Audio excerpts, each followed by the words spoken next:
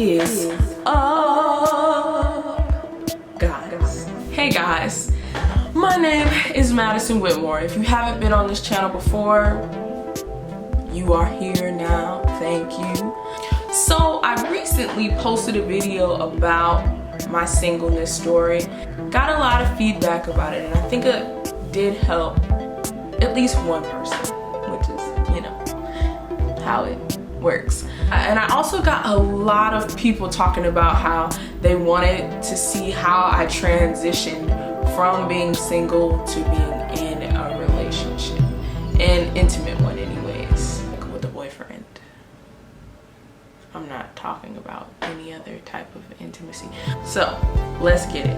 I have 5 points that will help with anybody that's transitioning from being single since forever, like your girl, just in general, for being single for like a really long period of time and you trying to get back into the dating game or the relationship game, or just reminders or just things to keep in mind. Whatever floats your boat, this is what I'm here for, and I think these tips will help each and every one of y'all out there. So let's get started.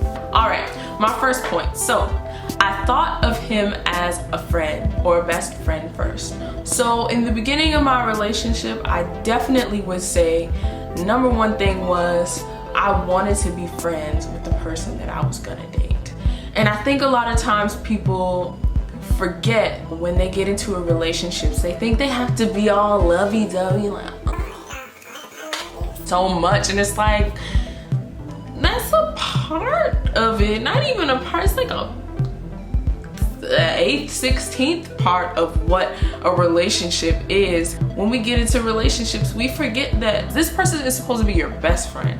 So I definitely think when going into a relationship, remember the qualities that you look for in a person that you want to be in a relationship with should be just about the same qualities that you would look for in a friend to have a friendship. Developing really good communication is another part, because as friends, you tell your friends everything. Like your parents, you know, some of y'all be treating your parents like, you know, they're your best friend, or like they're your mama.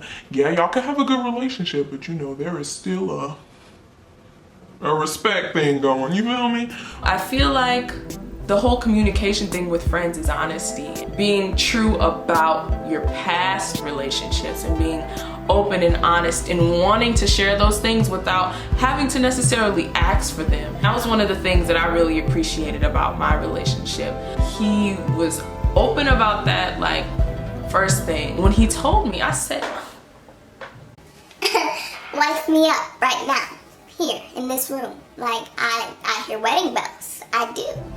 And so, yeah, having communication in that area with the friendship and open communication, being able to talk about anything, not having to think that somebody may get mad about something if I bring it up, or I shouldn't say this because it may offend them. No, if it's on your heart, if it's how you feel, that person should be open to listening and open to responding, not just to respond, but responding because they heard you.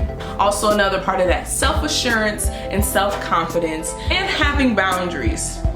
And in all of that, that comes with self-development and self-worth while you were in your singleness season.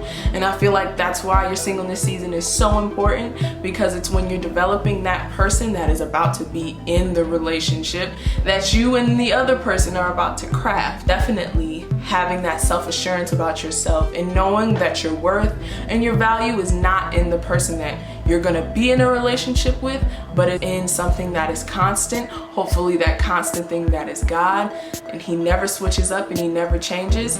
And also just having self-confidence and knowing that I am able to be in this relationship and I am also enough. Having a strong community of friends, people that are role models to you, and just a strong community in general. In high school, I just always had friends where we were always on the same page and we always kind of wanted the same things. I remember like we used to sit at tables and talk all the time. Oh my goodness, and we would just talk about how we're not settling.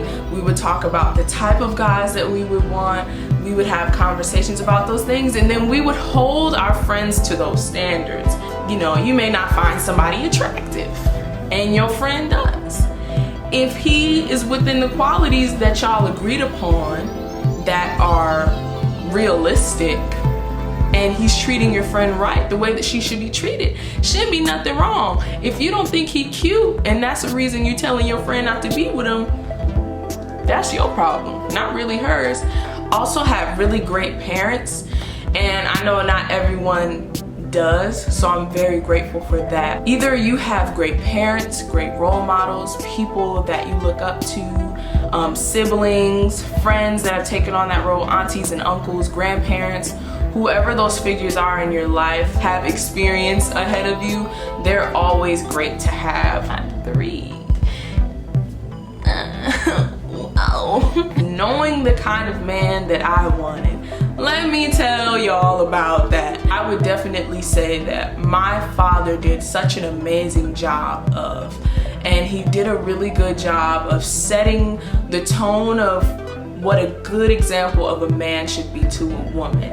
And then being that example, he also showed my brothers how to be that example to women. So I just had like 4 guys in my life that, like including my uncles and stuff, and other just like people in school. Like I had guy friends that were just amazing guys in general. I just kind of had that foundation of qualities that I kind of picked that I really liked and also knew that I needed to have when I was to get into a relationship. I was prepared to be with kings. I was prepared to be with princes and rulers of nations. It's one of the things I would say going into a relationship that I had to remember. But I definitely feel like letting the man or woman or whoever you're with be able to love you, give you compliments, and let them have those gestures to show you in ways how much they care about you, telling you that I love you, I appreciate you so much, here, let me get the door for you. I be like, this is how I be walking in the door. Baby like this. This be me.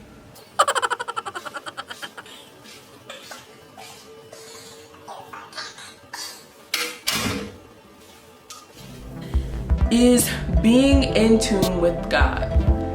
And I say that because, first of all, I wouldn't know how to love myself.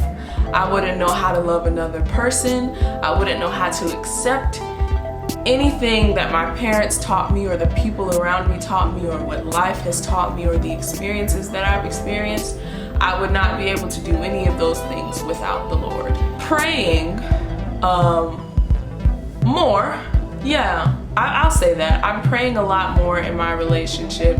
Not that I'm praying because bad things are happening, but you know, there's just another person in my life that's been added and they're important to me. And I wouldn't be able to do the practice of prayer if I hadn't been praying before I got with them, type of thing. So I definitely feel like prayer is just one of those times where I can communicate with God. Hey Lord, I'm frustrated about something that may have happened in the relationship, or hey Lord, I'm just so thankful today that, you know, you have just grown me and Timothy in this way, and just continue to keep growing us together. Also, with being in tune with God is having accountability as well. So just having someone or people, just keeping each other accountable, but just having someone on the outside to account for y'all and just to make sure, especially as a Christian couple, that y'all are in tune with the Lord and that y'all are growing and getting better in your relationship. Comment, like, share, and subscribe to this video. Y'all like my hair? If ain't nobody tell you that they loved you today, I do.